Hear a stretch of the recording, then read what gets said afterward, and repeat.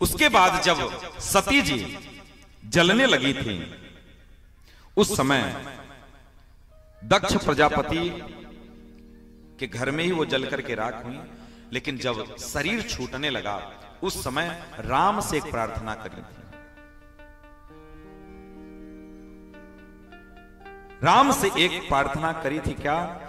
जन्म जन्म शिव पद अनुरागा।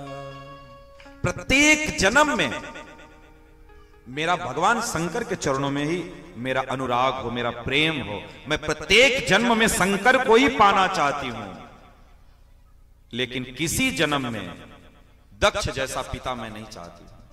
दक्ष की बेटी मत बनाना, चाहे मुझे पत्थर की बेटी बना देना, लेकिन पति रूप में मुझे शंकर ही चाहिए। शंकर जी त्याग दिए थे पत्नी को, लेकिन फिर भी पत्नी कह रही हमको यही पति चाहिए। लेकिन पिता जन्म दिया, 20 साल पाला, केवल पति का अपमान कर दिया, इसलिए बेटी कह रही है हमको ऐसा बाप नहीं चाहिए।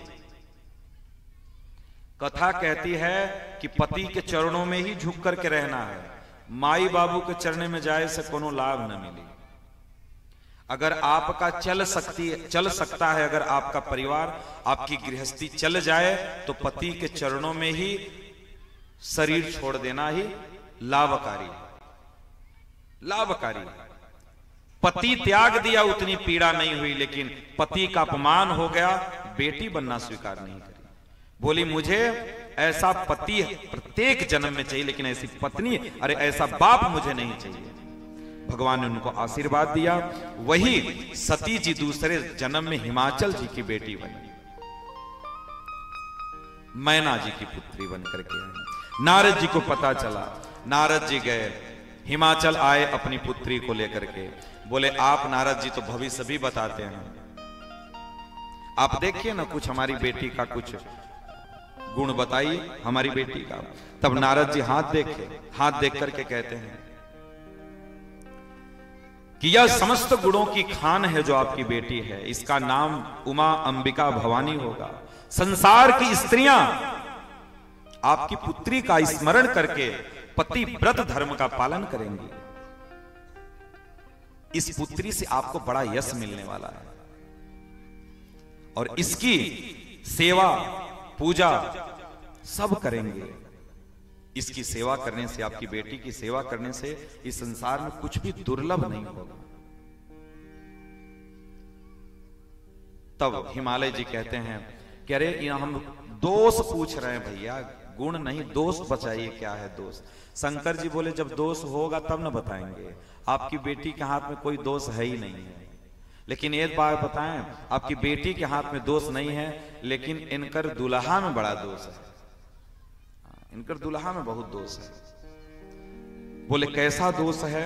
तब कहते हैं अगुण अमान मातुपित हीना, उदासीन सब संशय छीना। बोले कि अगुण होगा इसका पति, इनका पति अगुण होगा, उसके अंदर कोई गुण नहीं होगा। देखिए कहना अलग होता है, समझना अलग होता है। कहने के लिए तो बातें कही जाती हैं, लेकिन समझता व्यक्ति है अपने बुद्धि के अनुसार।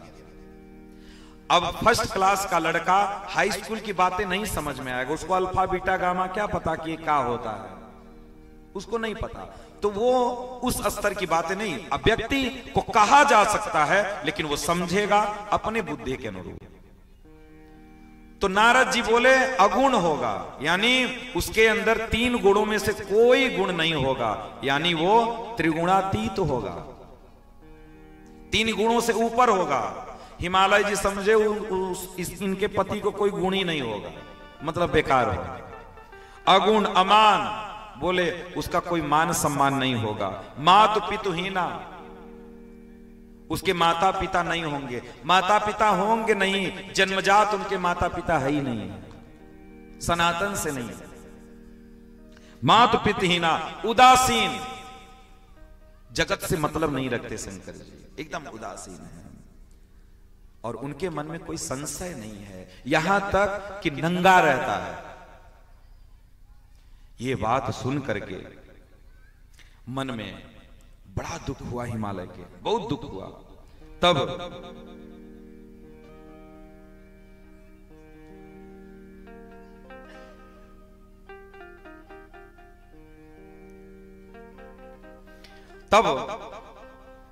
नारद जी से विनती करने लगे हिमालय जी।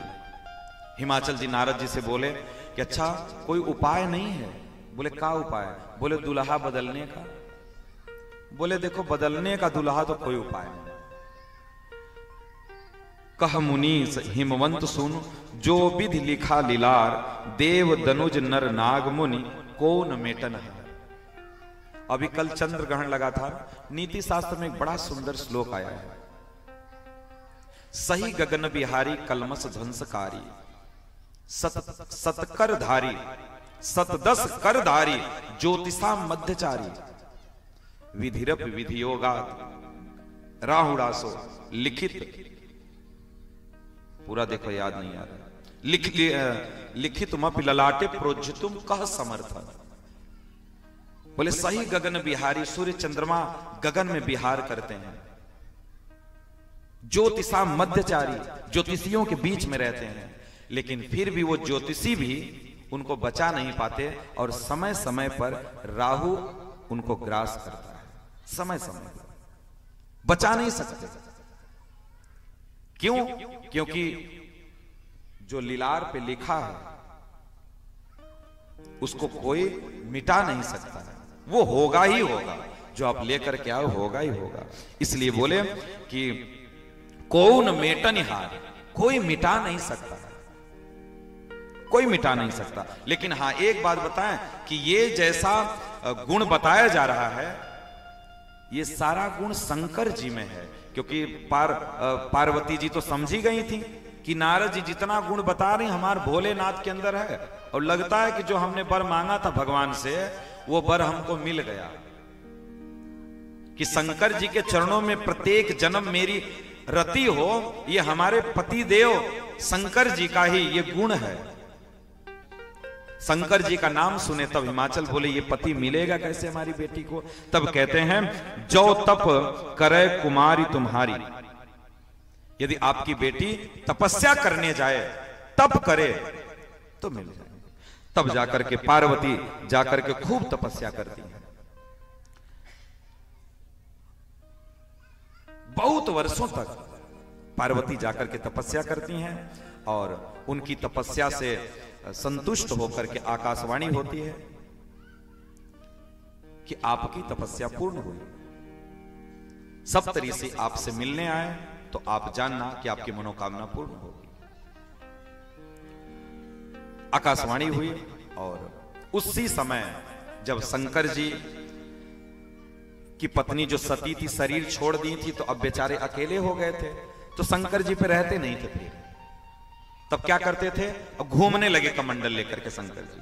कहीं कथा होती रहती तो जाके बैठ के सुनने लगते।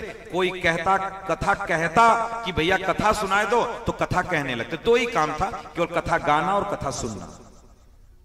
क्योंकि जब घर में कथा कहती है कि जब घर में कोई ना हो, पत्नी ना हो, बीवी बच्चे ना हो, आपकी शादी नहीं हुई या कोई बात है या पत्नी एक्सपायर हो गई, बीवी बच्चों की शादी कर दी, बेटियों की शादी कर दी, फिर घर में मत रहो। फिर तीर्थों में जाकर के भ्रमण करो, घर में रह करके कोई लाभ नहीं है, नहीं रहना चाहिए घर में। शंकर जी भी नहीं रहे कैलाश पर, बोले अब क्या रहेंगे, जब पत्नी ही नहीं तो रहेंगे क्या, चलो अब घूमते हैं। अपना जाते कथाओं में बैठ करके आनंद लेते। फिर व्यक्ति का जीवन इसी प्रकार से व्यतीत होना चाहिए, इसी प्रकार से कथा और सत्संग में ही व्यतीत होना चाहिए। नहीं तो कुछ लोग ऐसे हैं कि कोई नहीं उनकर बीवी बच्चा, कोई नहीं उनकर आगे पीछे कोई नहीं, फिर भी बेचारा मरा जा रहा है घर में और उतने उसके माया घेरी, कदापि नहीं, वो अपने साथ धोखा दे रहा है। कथा कह रही है वो अपने साथ धोखा दे रहा है, अपने परमार्थ को बिगाड़ रहा है, बना नहीं रहा है, परमार्थ को बिगाड़ रहा है। इसलिए शंकर जी घर में थे ही नहीं, बीवी गई बात खत्म, चलो निकल पड़े। केवल कथा कहना और सुनना, केवल एक ही काम। टहलते टहलते एक दिन भगवान राम मिल गए उनसे और बोले शंकर जी मैं आपसे कुछ मांगना चाहता हूं। बोले क्या मांगना चाहते हैं? बोले पहले बताइए देंगे ना। बोले आप मांगिए तो सही है। बोले आपसे मैं बस यही मांगता हूं कि आप विवाह कर लीजिए। शंकर जी बोले बड़ा परिश्रम थे तो जीवन में वैराग्य आया था, गृहस्थी से बैरागी बने थे और फिर बैरागी से आप कह रहे हैं गृहस्थी बन जाओ। इच्छा तो नहीं है, लेकिन अब आपकी आज्ञा है तो, प्रभु की आज्ञा है तो मानना पड़ेगा। शंकर जी गए कैलाश पर और कैलाश पर जाने के बाद सप्त ऋषियों को भेजे पार्वती जी के पास। बोले हमारे प्रभु की परीक्षा सती ली थी अगले जन्म में, इस जन्म में जब तक इनकर परीक्षा न हो जाए तब तक शादी विवाह न हो। पार्वती की परीक्षा लेने के लिए भेजे। सप्त ऋषि पहुंचे पार्वती जी के पास। बोले देवी काऊ नंगा धंगा के लिए पड़ी हैं आप, पीछे बताइए। वो पूरा बाबा जी है, मांग करके खाता है, तन पे कोई कपड़ा नहीं है, जटाजूट बड़ा है, उससे शादी करेंगे? बहुत अच्छा ऑफर है हमारे पास, बहुत अच्छा लड़का है और शादी के लिए भी तैयार है, आप कहें तो चर्चा चलाएं। बोले कौन? बोले विष्णु, अखंड साम्राज्य है उनका, सब पे उनका राज्य है, कहिए तो बात चलाएं। तब पार्वती जी कहती हैं कि आपकी बात मान तो लेते, लेकिन आप थोड़ा सा लेट कर दिया, थोड़ा सा पहले आना चाहिए था। लेट कर दिए? बोली हाँ। अब कौन सा लेट हो गया? पार्वती जी कहती हैं अरे लगन उनसे लगा बैठे। अब मेरा जो लगन है ना, अब हमारे भोलेनाथ से लग गया। अब वो चाहे मांग करके खिलाए, चाहे कुछ न पहने, चाहे जैसा नंगा धड़ंगा हो, लेकिन अब तो हमको वही चाहिए, क्योंकि हमारी प्रीति उसी के चरणों में है। अरे उन्हें अपना बना बैठे, जो होगा देखा जाएगा। पार्वती जी कहीं अब बड़ा मुश्किल है, अब संभव नहीं है, अब तो हमें हमारे भोलेनाथ ही चाहिए। उनकी श्रद्धा और निष्ठा को देख करके सप्त ऋषि शंकर जी को जाकर के बताए। उनकी समर्पण को देख करके शंकर जी के मन में बड़ा आनंद आया, और जब जब शंकर जी के मन में आनंद आता है तब तब शंकर जी समाधिस्थ हो जाते हैं। आनंद का मतलब ही है समाधि। और ध्यान के बाद अष्टांग योग में क्या आता है? समाधि आती है। जैसे ही भगवान के नाम के आनंद में जैसे ही डूबे शंकर जी, वैसे समाधि लग गई। उसी समय एक ताड़का नाम का असुर ब्रह्मा जी को संतुष्ट करके वर मांगा कि हमको अमर कर दीजिए। ब्रह्मा जी बोले बहुते आजकल अमर होने वाले बहुत वर मांगे, लेकिन कोई अमर हो नहीं पाया। हमहू को जाना है, इसलिए तुमहू नहीं रह पाओगे, तुमहू को जाना पड़ेगा, दूसरा वर मांगो। लगा सोचने ताड़कासुर, क्योंकि कभी कभी ब्रह्मा जी वर देकर के खुद ही फंस जाते हैं, और असुर इतने चालाक हैं कि देवताओं से वर लेकर के देवताओं पर ही अप्लाई कर देते हैं, उन्हीं से लेकर उन्हीं पर अप्लाई कर देते हैं। एक भस्मासुर नामक असुर हुआ, शंकर जी से वर लिया कि जिसके सर पे हाथ रखे भस्म हो जाए, और सोचा अब शंकर जी से परीक्षण कर ले। दौड़ा लिया शंकर जी को, शंकर जी बेचारे भागे। तो ऐसे ही ये जो ताड़कासुर था, ब्रह्मा जी से वर मांगा, बोले कि दूसरा वर मांगो, अमर नहीं हो सकते। तब वो मन में सोचने लगा कि क्या मांगे। तब उसके मन में आया कि शंकर जी समाधि में है, शंकर जी की पत्नी नहीं है, और वर मांगा कि शंकर जी के तेज से जो बेटा जन्म लेगा उससे मेरा वध होगा। क्योंकि बुद्धि तो बहुत लगाया था, शंकर जी समाधि में न सदिये नहीं हुई तो बेटवा कहां से पैदा होगा। समस्या खड़ी हो गई, लगा देवताओं को त्रास देने, दौड़ाने लगा। देवता बेचारे डर के मारे भागे, गए ब्रह्मा जी के पास। ब्रह्मा जी सबको लेकर के शंकर जी के पास गए, निवेदन की, स्तुति किए उनकी। जब शंकर जी की स्तुति किए तब शंकर जी का ध्यान खुला।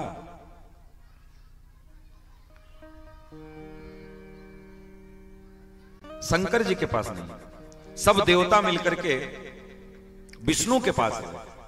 सब जाकर के बोले कि प्रभु अब क्या करें, अब हम लोग क्या करें, हम लोग तो मारे जा रहे हैं बेचारे। तो बोले भाई अब देखो, जब तक शंकर जी को जगाया नहीं जाएगा तब तक कुछ नहीं होगा। तो फिर विष्णु भी लेकर के गए, फिर गए शंकर जी के पास। शंकर जी के पास गए और शंकर जी से निवेदन किए, और शंकर जी बोले कि कैसे आए अमर, अपने मुख से अमर बोले।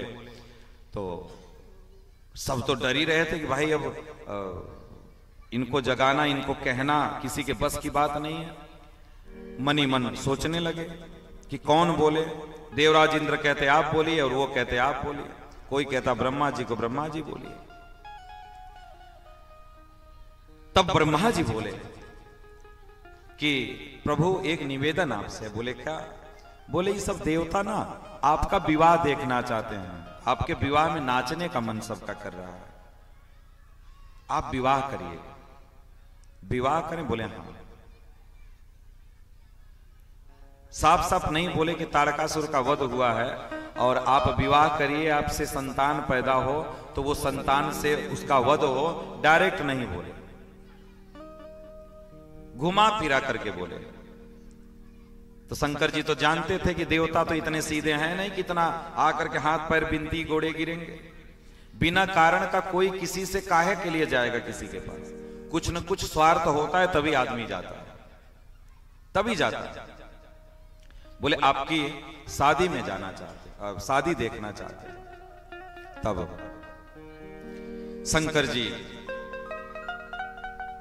अनुमति दे देते हैं, क्योंकि शंकर जी के पास पहले ही देवराज इंद्र आदि कामदेव को विदा करके भेज करके और कामदेव को भस्म करवा के उनके समाधि अवस्था को खुलवा दिए थे।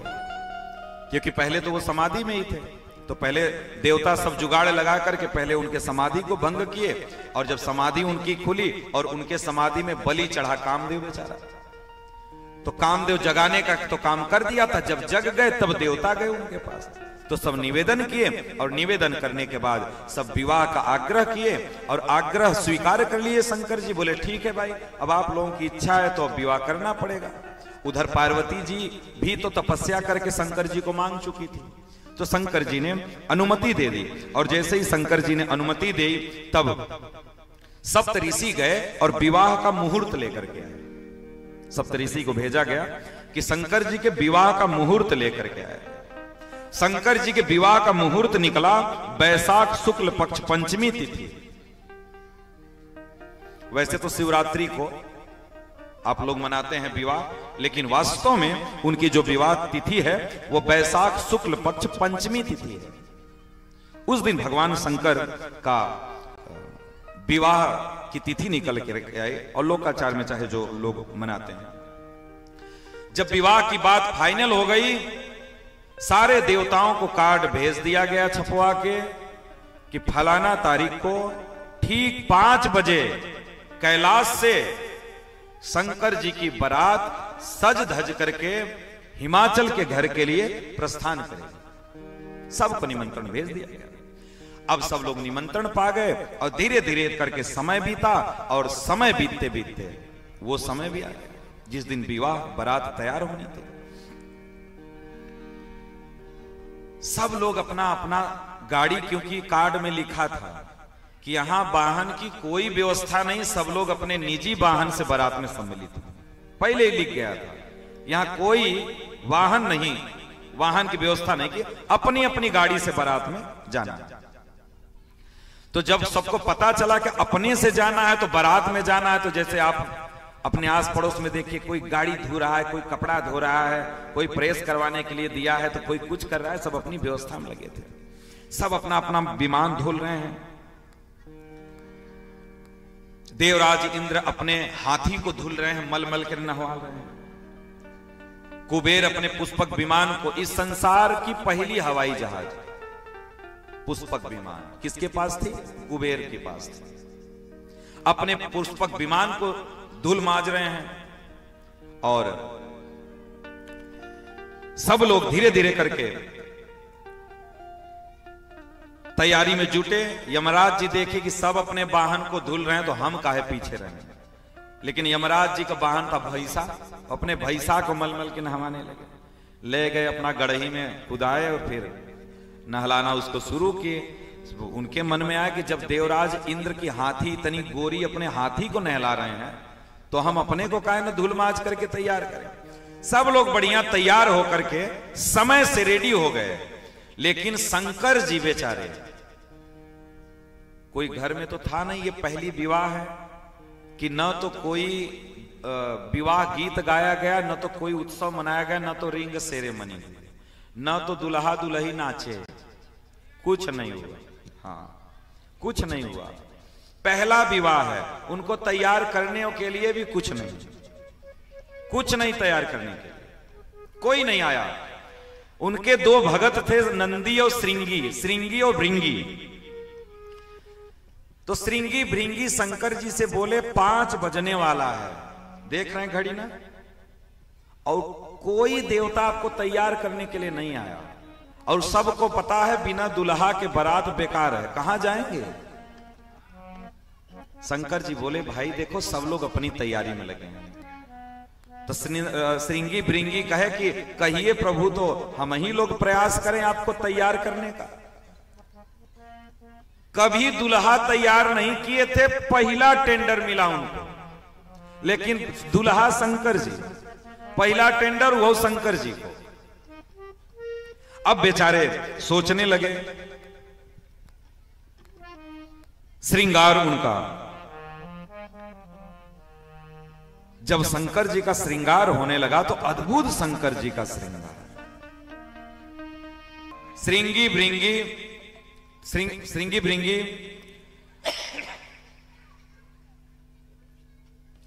भृंगी श्रृंगार करने लगे।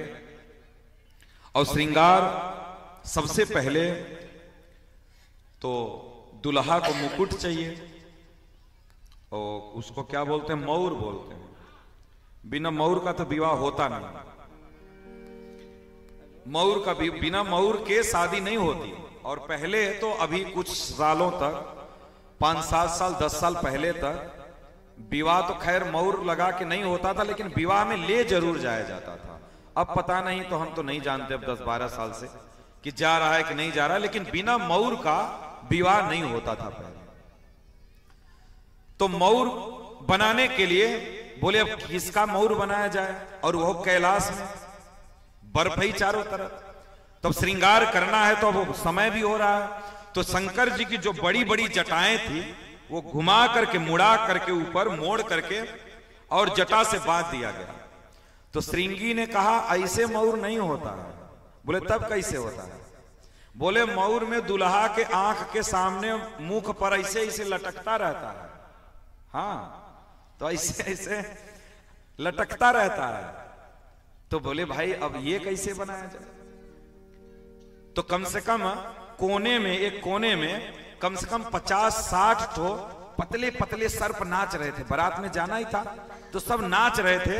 तो श्रृंगी भृंगी गए और 40-50 ठो जो नाच रहे तो उन्हीं में से 10-15 ठो उठा के लाए और उनकर मुंडी ऊपर करके और पूंछ नीचे करके बांध करके उनको, और उनके सर में ऐसे बांध दिए, एक सर्प में बांध करके मौर हो गया। बोले भैया दुल्हा को मौर के साथ साथ पाउडर भी लगाया जाता है। अब बोले यहां कैलाश में कहां पाउडर, तो दौड़े भस्म लाने के लिए और ला करके शरीर में पूरे शंकर जी के भस्म लगाया गया। भस्म लगा करके सुंदर रगड़ करके एकदम शंकर जी को चमकाया गया। बोले इसके साथ साथ माला भी चाहिए, तो फूल कहां मिले। तो श्मशान से नर मुंड ला करके और एक बड़े सर्प में डाल करके और बांध करके गले में मुंडों का माला उनको पहनाया गया। बासुकी नाग को ला करके 2 पूंछ और मुंडी बांध करके जनेऊ पहनाया गया। शंकर जी का श्रृंगार होने लगा। गले में विष धारण किए हैं, भस्म शरीर पर रमाए हैं, सामने सर्प लटक रहे हैं और उसके बीच में तीसरी आंख शंकर जी की खुली है। सोचिए कितना भयंकर शंकर जी का श्रृंगार हुआ है। अद्भुत शंकर जी का श्रृंगार, नंदी भृंगी शंकर जी का श्रृंगार कर रहे हैं।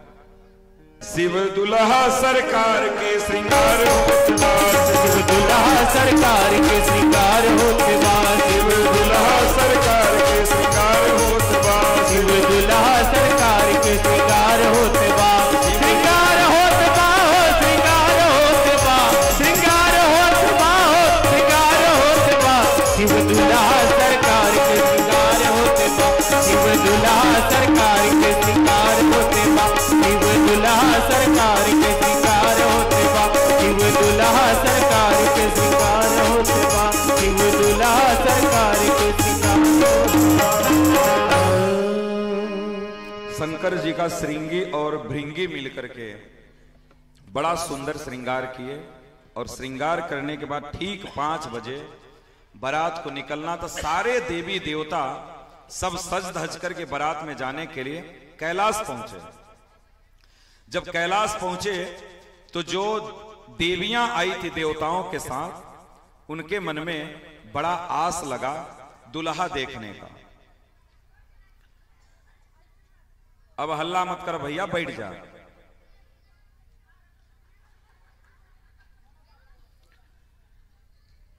तो देवियों का मन हुआ कि हम दुल्हा सरकार को देखें। देवियां गई दुल्हा को देखने के लिए। नंदी से बोली कि भैया दुल्हा का दर्शन करवाए दो, क्योंकि बारात जाने लगे तो दुल्हा देखने का ललक सबसे ज्यादा औरतों के अंदर होता है। हाँ, लेकिन बस आपन दुल्हा छोड़ के बस दुनिया का दुल्हा देखे बहुत रहता है। हाँ, कोई भी बारात जाती रहेगी, आप देखिए सबसे ज्यादा चाव औरतों के अंदर होता है दुल्हा देखने का। अब पता नहीं है, भगवान जाने। लेकिन शंकर जी का ऐसा श्रृंगार और 3 आंखों के बीच में भभूति पूरे शरीर में और बागंबरी बांधे हुए हैं।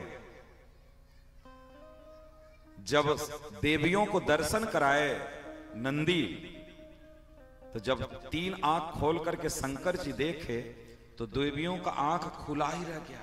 इतना भयंकर दुल्हा, ये दुल्हा जाएगा कहां? नंद बाबा नंदी बोले भाई जहां के लिए बना है दुल्हा वहीं जाएगा। देख करके देवियां भागी। जब शंकर जी सवार हुए बैल पर, तो बैल पर सवार होने के बाद विष्णु ब्रह्मा सब एकत्रित हुए। तब कहते हैं जैसे दुल्हा का श्रृंगार हुआ है, दुल्हे के अनुरूप बारात नहीं है। ऐसा नहीं बोले कि हम लोगों के अनुरूप बारात नहीं है, बोले कि दुल्हा के अनुरूप बारात नहीं है। और देवताओं से पहले ब्रह्मा जी बोले देखो अगर खाना पीना चाहते हो, कुछ नाश्ता पानी मिले, तो दुल्हा के साथ जाओगे तो खाना पीना कुछ मिलने वाला नहीं है। इसलिए दुल्हा को छोड़ो, पहले निकलो, वहां नाश्ता पानी लेते रहो, दुल्हा बाद में आएगा। सारे बाराती छोड़ के निकल लिए। शंकर जी के पास कोई नहीं, केवल उनके 2 गण नंदी पर तो बैठे हैं, श्रृंगी भृंगी बगल में खड़े। बोले प्रभु देखिए पहले तो सजवाए नहीं, और सजवाने के बाद जब हम लोग सजा दिए तो आपको छोड़ करके भाग गए। शंकर जी बोले देखो एक बात बताएं, बारात में भी जाओ तो जब तक अपना स्टाफ नहीं होता तब तक मजा नहीं आता। इन सबके साथ मजा भी नहीं आएगा। अब देखो बारात में दारू वाले जाते हैं तो दारू का गुट खोजते हैं, सीधे वाले जाते हैं तो सीधे गुट को खोजते हैं। सबका अपना अपना गुट है, अपनी अपनी टीम है। शंकर जी बोले देखो मजा तो आता है बारात में अपनी टीम के साथ। श्रृंगी बोले लेकिन प्रभु सबके नाम से कार्ड गया था, उनकर नाम से कार्ड ही नहीं गया है, आए ही नहीं है टीम वाले। बोले हमारे टीम को कभी निमंत्रण जाता ही नहीं, विंध्यवासिनी के नाम से तो कार्ड जाता है, कभी भूत प्रेतनी के नाम से गया नहीं, कोई नहीं भेजता। बोले उनको भेजा नहीं जाता, बजाओ तुतुही, वो सब अपने आप आएंगे। और नंदी भृंगी ने जैसे ही तुतुही बजाई, सब बमबमा के निकले, सब पूरे वर्ल्ड से, क्योंकि भगवान भोलेनाथ पूरे विश्व के भूतों के राजा, सारे देश से आए थे। इंडिया से तो थे ही, आपके इंग्लैंड से, ऑस्ट्रेलिया से, चाइना के छोटे छोटे भूत भी आए थे, छोटे छोटे, और श्रीलंका वाले सब आए थे, करिया करिया, केवल आंखें दिखाई दे रही थी। अद्भुत बारात थी। और जितने उनके बाराती आए थे भूत प्रेत, कोई अपना मुंडी हाथ में लिया, किसी की आंखें ही नहीं है, किसी के मुख ही नहीं, किसी के मुख ही मुख है, किसी के पैर ही नहीं है, किसी के पेट में पैर निकला है। अद्भुत बारात, सब एकत्रित हुए, सब नाच रहे हैं। यहां तक कि बिहार का भूत भी आए, का हो का हलवा, वह सब आए, सारे भूत मिलकर के सब नाचे। अब भूत नाचे तो सोचिए कैसे नाचते हैं। अब वहां एक मिला दारू पी के नाचे लगा था तो समझ ले कि सबका हालत खराब कर देते। लेकिन भूत नाच रहे, अरे भूतवा नाचे सगरों दई दई ताल, बाबा की बरियात चली। सारे भूत नाचते हुए जा रहे हैं और बाबा भोलेनाथ का जयकारा लगाते हुए जा रहे हैं, देवता आगे आगे। और जब हिमालय के यहां जब पहुंचने का समय हुआ तो स्वागताकांक्षी लोग आए, जो रस पानी पिलाते हैं रास्ते में ले जा करके। तो वो सब जूस की व्यवस्था थी, रास्ते में पानी पिलाने की व्यवस्था थी। तो सब लोग पानी लेकर के सब खड़े थे। तो सबसे पहले देवता थे, सबसे पहले विष्णु अपने सवारी पर बैठ करके आगे आगे जा रहे थे। तो जो स्वागताकांक्षी लोग थे, गए, इनको शांत कराओ भाई, आगे बैठे हैं आप लोग। तो स्वागताकांक्षी लोग सब जो लोग आए थे पानी लेकर के, तो विष्णु भगवान को देखे, विष्णु भगवान को देखे तो बाराती पूछते हैं कि आप ही दुल्हा है ना? तो विष्णु कहे नहीं, हम तो दुल्हा नहीं है। बोले दुल्हा तो पीछे आ रहा है। बाराती सोचे जब बताओ जिसके बाराती इतने सुंदर हैं तो उसका दुल्हा कितना सुंदर होगा। बड़ा मन में उन लोगों के आनंद आया। पीछे ब्रह्मा जी जा रहे थे, 4 मुख वाले।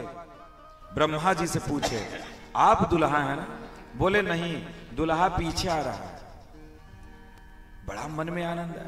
पीछे से एरावत पर इंद्र जी जा रहे थे। इंद्र जी से पूछा गया, पूरा विश्वास है आप ही दुल्हा है ना? इंद्र बोले हम हूं दुल्हा नहीं, दुल्हा पीछे आ रहा है। सारे देवता मिलकर के आपस में बोले कि जितना जूस पानी मिल रहा है खा पी लो, बाद में ही मत कहना हमको नाश्ता पानी नहीं मिला, क्योंकि ये मिल रहा है तब तक ये सब खड़े हैं, तब तक जब तक पीछे से बारात आ नहीं जाती। जैसे ही दुल्हा आएगा ये सब यहां रुकेंगे नहीं, सब भाग जाएंगे।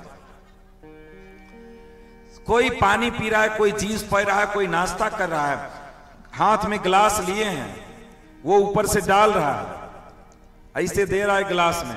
तब तक ओकर नजर ऊपर गई, ऊपर वो देख रहा है, कांपने लगा। नीचे जो जूस ले रहा था वो बुला रहे नीचे देखो, नीचे गिर रहा है। बोले ऊपर देखो, भूत आ रहा है। फेंक करके मग्गा सब भागे, जितने लोग आए थे, और वहां से सब भागे। जितने बच्चे थे भाग भाग करके दौड़ करके जा करके सब घर में दरवाजा बंद कर लिया। माताएं पूछी कि दरवाजा काहे बंद करे? बोले बारात नहीं आई है, यमराज की बारात आई, यमराज के दूत आए हैं। भयंकर बारात। आज जो जिंदा रहेगा वही पार्वती का विवाह देख पाएगा, जो बड़ा ही भाग्यशाली होगा। सब लोग डरने लगे। इधर बारात पहुंची जनवासे। जब जनवासे पहुंची तो शंकर जी पहुंचे द्वार पूजन के लिए, और मैना मैया सोने की थाल में आरती सजा करके उनका आरती करने के लिए। और जब आरती करने के लिए आई तो शंकर जी के रूप को देख करके थाल पटक के भागी। शंकर जी बोले हो गया द्वार पूजा, चलो। लोग भरने लगे, देखो आपकी सास ने द्वार पूजा भी नहीं किया। शंकर जी बोले कि हमारे ससुराल में यही नियम है, थाल को पटक दिया गया तो मतलब द्वार पूजा हो गई। शंकर जी कहते हैं जब आप किसी को अपना मान लिए तब उसकी बुराई को मत देखिए, तब उसके अंदर अच्छाई को ढूंढिए। थाल पटक के भागी। शंकर जी सोचे भाई कुछ भी हो है तो ससुराल ही, लेकिन अब भरने वाले तो होते ही सब जगह, सब कहने वाले थे, सब कान भरने लगे। लेकिन शंकर जी बड़ा सुंदर जवाब दिए। उसके बाद शंकर जी विवाह के लिए मंडप में गए, और जब मंडप में गए तो मंडप में सारे देवी देवता उपस्थित थे। वहां सबसे पहले गणेश जी थे। गणेश जी थे। अब गणेश जी कहां है? अभी तो विवाह ही हो रहा है। तो ये सब पद है, जैसे राष्ट्रपति प्रधानमंत्री एक प्रकार का पद होता है, वैसे ये एक प्रकार का पद है, लोग बदलते रहते हैं। तो शंकर जी का विवाह पार्वती जी से हुआ, और पार्वती जी जब ला करके मैना मैया ने पार्वती जी को ला करके सखियों के साथ मंडप में बैठाया, तब शंकर जी के साथ उनका विवाह संस्कार होने लगा। वेद मंत्रों के बीच में भगवान शंकर का पार्वती के साथ पाणी ग्रहण संस्कार हुआ, और हिमालय जी ने बहुत कुछ दहेज में दिया। दासी दास रथ घोड़े हाथी गायें वस्त्र बहुत कुछ दहेज दिए। उसके बाद बहुत प्रकार से दहेज देने के बाद हिमाचल ने शंकर जी से कहा, हे प्रभु, आप तो पूर्ण काम है, आपको तो हम कुछ दे नहीं सकते, लेकिन जो कुछ भी हमारे द्वारा संभव हो सका आप उसको स्वीकार करिए। और भगवान शंकर भी अपने ससुर जी को संतुष्ट करते हुए वापस हुए। फिर मैना ने प्रभु के चरण पकड़ लिए और चरण पकड़ करके निवेदन किए हैं, और अपनी बेटी पार्वती को अपनी गोद में बैठा करके सिखावन दी। करे हो सदा शंकर पद पूजा, नारी धर्म पतिदेव न दूजा। कहते हैं कि बिटिया जाकर के अपने ससुराल में अपने पति के चरणों की सेवा करना, क्योंकि पति की सेवा के अलावा स्त्री का दूसरा कोई धर्म नहीं है। इसलिए संत भी कहते हैं, शास्त्र भी कहते हैं कि यदि स्त्री अपने केवल पति की सेवा करे तो उसको भजन करने की जरूरत नहीं पड़ती है। और आप लाख भजन करिए, राम राम राम राम जप करिए, और पति का आपके मन में सम्मान नहीं, आप पति का सम्मान नहीं करती हैं, तो भजन करने का कोई लाभ आपको मिलने वाला नहीं है, तीर्थ का कोई लाभ मिलने वाला नहीं है। इसलिए स्त्री के लिए नारी धर्म पतिदेव न दूजा, इसके अलावा कोई दूसरा धर्म नहीं है। सिखावन दे करके माता पार्वती को शंकर जी के साथ विदा करती हैं, और शंकर जी पार्वती को लेकर के कैलाश आते हैं पूरी बारात को लेकर के। और जो बाराती थे, बाराती सब लोग अपने अपने घर गए। शंकर जी कैलाश पर रहने लगे। काफी समय के बाद उनके पार्वती के गर्भ से 6 मुख वाले स्वामी कार्तिकेय का जन्म होता है, और कार्तिकेय के द्वारा ताड़कासुर का वध होता है। ताड़कासुर का वध हुआ, और इसी के साथ गोस्वामी तुलसीदास जी कहते हैं, जगजान सन्मुख जन्म कर्म प्रताप पुरुषारथ मा, तेहि हेतु मैं वृषकेतु सुत कर चरित संक्षेप ही कहा, यह उमा शंभु विवाह जे नर नारी कहीं जे गावहीं, कल्याण काज विवाह मंगल सर्वदा सुख पावे। कह रहे हैं कि सारा जग जानता है कि कैसा प्रताप था स्वामी कार्तिकेय का, इसलिए गोस्वामी तुलसीदास जी कहते हैं, हमने संक्षेप में कार्तिकेय के जन्म की कथा और ताड़कासुर के वध की कथा सुनाई। और ये उमा और शंकर यानी शंकर और पार्वती के विवाह की जो कथा सुनता है और गाता है, उसके मन में सदैव उत्साह बना रहता है, उसका जीवन सदैव आनंद से भरा रहता है। तो आज हम लोग इस कथा को आज यहीं पे विराम दे रहे हैं। आज शंकर जी का विवाह हो गया।